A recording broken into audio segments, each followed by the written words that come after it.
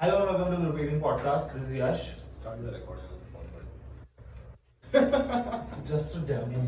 See if it's okay.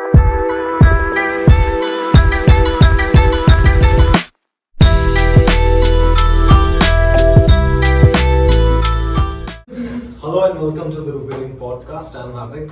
I'm Yash. And I'm Ayush. Before we begin, we'd just like to give you a brief disclaimer that none of the information or securities that we talk about are recommendatory in any manner. All that we speak about is just for education and information purposes. Is that a word recommendatory? It is a word. Okay. According to SEBI, it is. Oh, Sabi shade here. Yeah, so Oh, take nobody all of wants it to with jail. a pinch of salt, and we'll just take this as it goes, just as an information and discussion about an interesting stock that we're going to talk about today. Yeah, we just like to talk stocks. There's no advice or nudging Nothing. to buy anything, sell anything. Just for all of our knowledge. I think they got the gist. 10 seconds done. So Yash, what are we discussing this week? So today we are discussing about an angel from heaven. It's a stock called Angel One. It's a broking stock. So We talk a lot about stocks that you can invest in, but never talk about stocks that facilitate the investing. yeah. So this is a new even for us. No, whenever broking, everyone talks about Zerodha. Yeah. Such huge profit. They don't take any VC money. They have their own VC. Wow, so good. No marketing expense. Zero. People just like to matlab, throw shade at something or just prop it up crazy. Yeah, it's I not remember good. which way Nitin Kamath got, I think 100 CR salary. He posted on Twitter, On Twitter. and everyone just went That's batshit it, crazy. They were like, and he had to explain ki, I'm not taking 100 crores of cash from the company. I mean, he could take it, right? With the ProPat, they have profits. Good, but he doesn't like. It doesn't make tax sense, I think, for him. That's how. At least not legally. But who knows, guys? Let's coming back to the topic. But yeah, we talk about Zerodha discount broker, how they changed everything. And then there's your usual broker guy who calls you, ki, buy this today, buy that today, which we never do, okay? That's not the game we are in. But like Motilal Oswal, ICICI, HDFC, they'll charge you insane amount of brokerage, but they'll give you advice, I guess, full service broking. They'll push you towards the Yeah. stock that you. So there's two models, right? One is that there's this discount broking where it's just broking. We don't talk, we don't do anything, we just Yes. direct to the trade. Yeah. And then there's all the hand holding that comes with full service brokers. Now, there's something in the middle there called Angel One. So can you tell us about that, Ayush? But I think before we get into what Angel One is, can we just talk about like the broking industry in general? So I think back in the 90s, most of broking revolved around just people actually going on the trading floor, placing those trades in the pit themselves, and then giving their reports back to their investors. And I think if we talk about Angel One, the MD, chairman, founder, whatever you want to give him the name, Dinesh Thakkar, was of the era where he used to use walkie-talkies to talk to his investors in real time and give them updates about their trades. Okay. So Yeah. that usage of technology that was so minimal even at that stage, Like to just ease out the customer's experience. I think there's not much of a trading floor now, right? Not anymore. I think everything's digitized. So they used to have those hand signs and everything. Exactly. where- I saw it in this Scam 1992 Harsh. Right. Have you seen it? Yeah, they shot like crazy though. That looked like fun. Yeah. Now But all that fun very is gone now. inefficient way to trade. But yeah, now it's all just pixels on a screen. Yeah. But it's much easier now. So prior to that, I think the barrier to entry for an investor was quite high. To get into it with a broker, pay that fee that the broker charges. But now just everyone is. Now just about everyone's investing. Yeah. I think Everyone COVID can is the time invest, for that. yeah. Actually, as we speak about COVID, I think the number of demat accounts that were opened during just that 2020 to 2022 phase was almost a 3 times increase. Damn. So it's crossed about more than 10 crore demat accounts now. Now that sounds like a big number, but actual people who actively trade, and actively matlab one trade a year, Yeah. is just about 3 crores. But still, that's a big number. I mean, yeah, given that we talked in the last podcast that, I think last to last, right, where most of the spending in India actually happens by a small yeah, exactly. percentage of people. So that applies here too. The power law. Right. Yeah. So talk about Angel One. Yeah. it has a flat fee model, but it also works through sub brokers, right? Wherein they take in orders in person, where they have like these brokers who will take an order, so they get the best of both worlds here. What's a flat fee model exactly? Basically, they won't charge you per trade, but they will charge you a flat fee, which is all inclusive, and you can Trade do on whatever whichever you trades. want. Yeah. Of course, there's some type of trades that might incur a fee, but Okay. yeah. That'll be what in the derivatives side of the. Yeah. Okay. And then we were talking about Dinesh Thakkar. I think Angel is a very old name in the broking space, and Right, like it is. Yeah. so it's been there for almost 22 years. Old and trusted, so that counts for a lot. So Angel, I think, has been there for almost 22 years and has around 1.4 crore users, which is significant for So the. what does that entail in terms of like a market share? I think the market share is around 13%. And it's 13%. grown quite a lot, which used to be pre-COVID 4-5%. So just in the span of 2-3 years, it's Yeah, grown. it has grown a lot. So the customers have grown with like Angel's market share. He said Yeah, there's so still a lot yeah, of on that, accounts. so I think in this span, 22 lakh new Demat accounts were started, and among them 20% were angel broking. Yeah, That's so quite they nice. took advantage of the.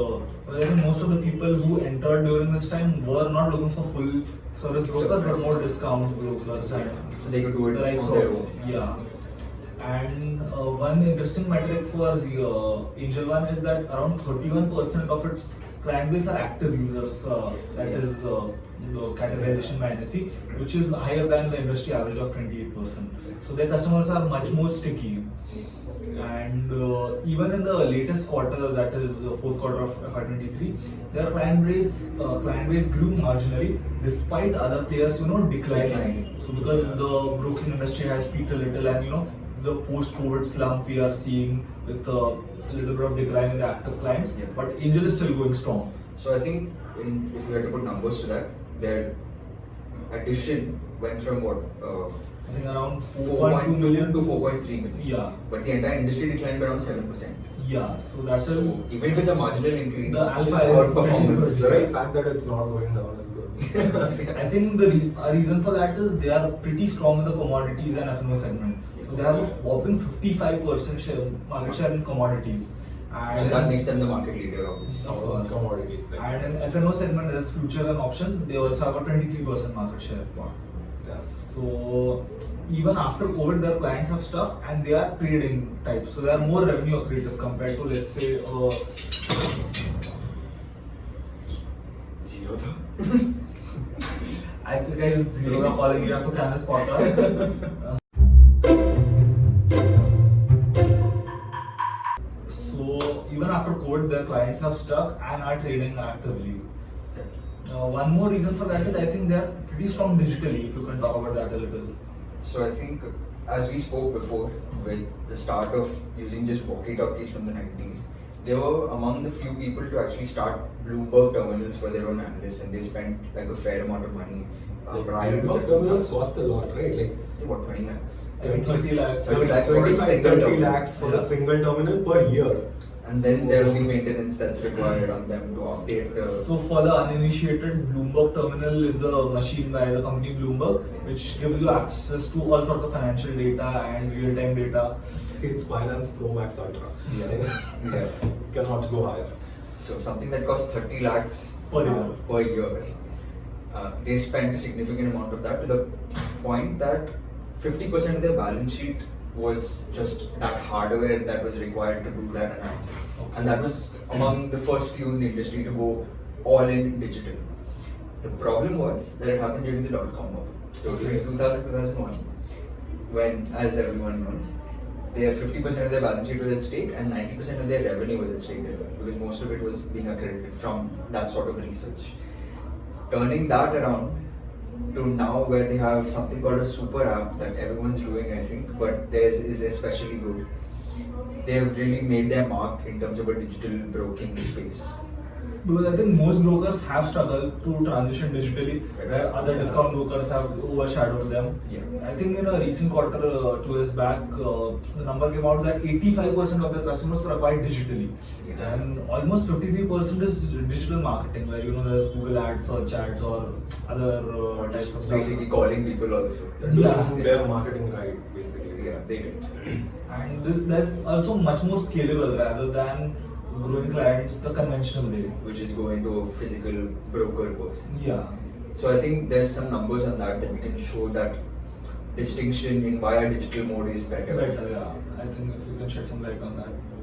As you were talking about shifting to digital model, so there is a incremental improvement in how much revenue can a company extract from a client basically. So initially, if considering in the first year, 100% of the revenue they get from a client is used to reduce significantly, like 36, then 33 next year percent of what they got revenue in the first year from the client. Basically, people get disinterested over time or just like don't use as much of the services. Yeah. But now it's totally different digitally. They can keep people more engaged and like keep extracting revenue from them. So now it's like 100% in the first year, 86% of the first year revenue in the second year, and around like 75% of that revenue. So in they're the able third to year. retain their online customers better because of the ease of digitally accessible.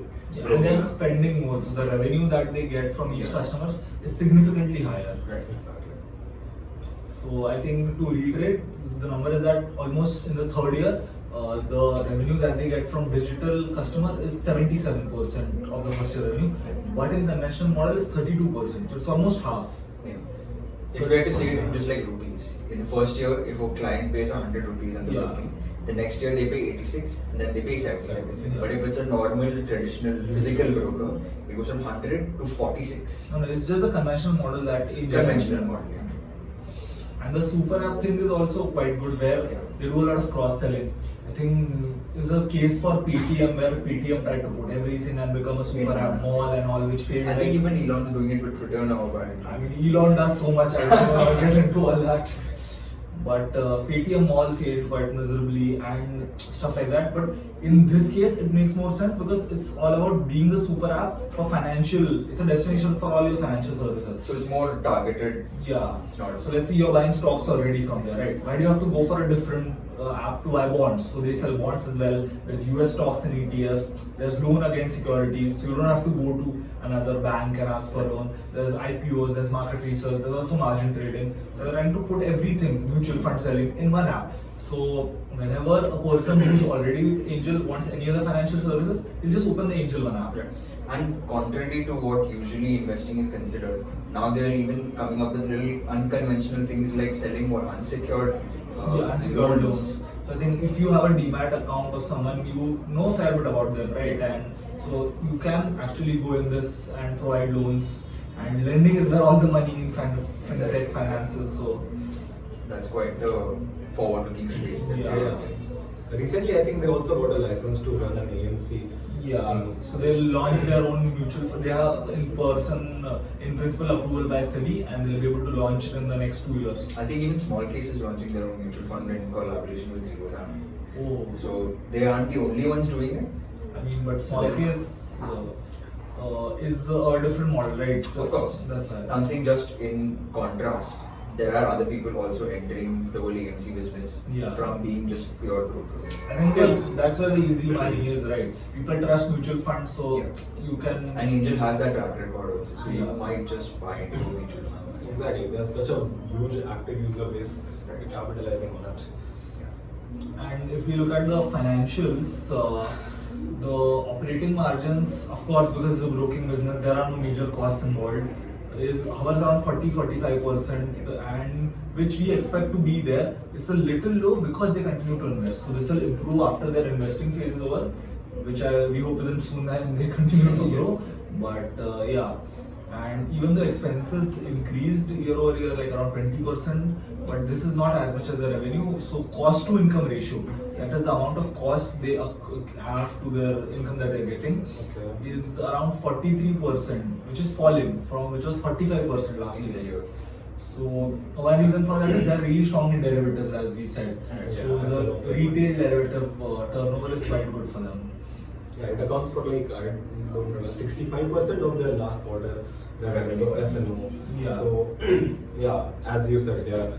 So not only are they increasing revenue, they're also reducing cost, or like at least in proportion we're seeing a reduction in. Yeah, like I think because that's what happens with all brokers, because they usually have fixed costs, they don't have per transaction costs. Right. So if you make more and more what do you say, if you get more and more revenue, your Yeah. cost will stay the same, so your cost to income will keep on dropping down. Exactly. Even if they are spending more to like acquire a customer. So I think recently when I was looking through their presentation, the cost that they incur while like getting one customer, they 7.6x it in the next 3 years from that single customer. So their CAC to LTV ratio is pretty Yeah. good. CAC is basically customer acquisition. Yeah. And now talk about an interesting development in the broking industry that is happening. Okay. Is SEBI is really cracking down on all the trying to increase investor trust, right?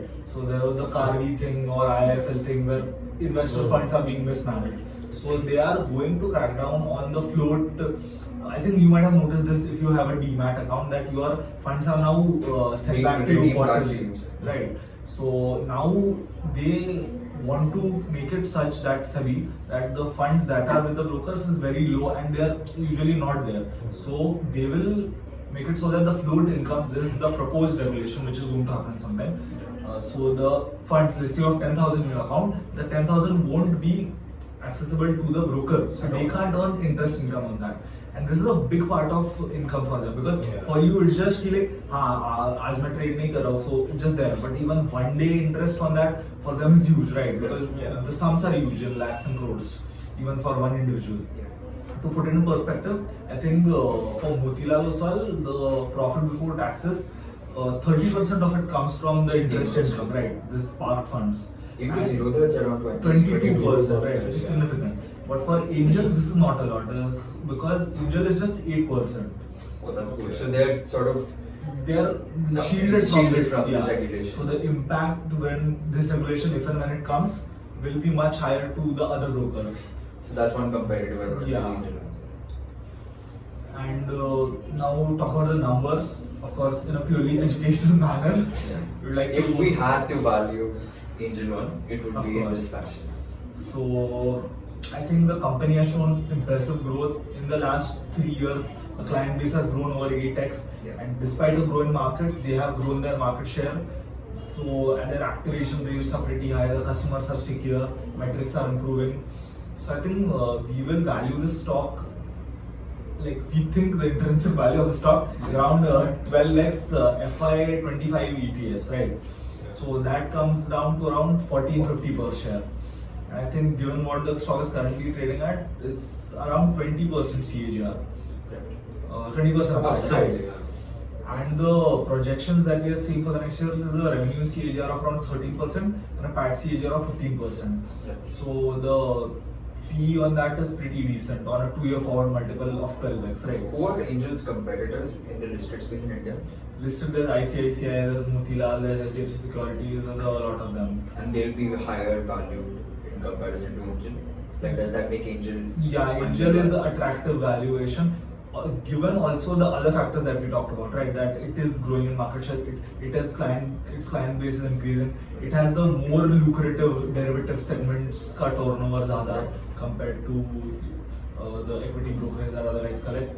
And they also have a sweet 3% dividend to Yeah. top it off. So yeah, although growth, we might see growth decrease a little because of like the overall slump in the industry, the valuations look pretty fair for this company right now. And yeah, in the broking industry, I think Angel is the one to Angel is the winner to pick. It's the stock that we root for basically. No, we don't. And we think this is the stock that is well placed right now. Yeah, I think that. Personal, educational. Yeah, my personal opinion. Take it how you like it. Who's that SEBI talking? Several loves us, but. And I think that's it for this week, guys. Yeah. See you next week with another interesting stock. And that's a wrap.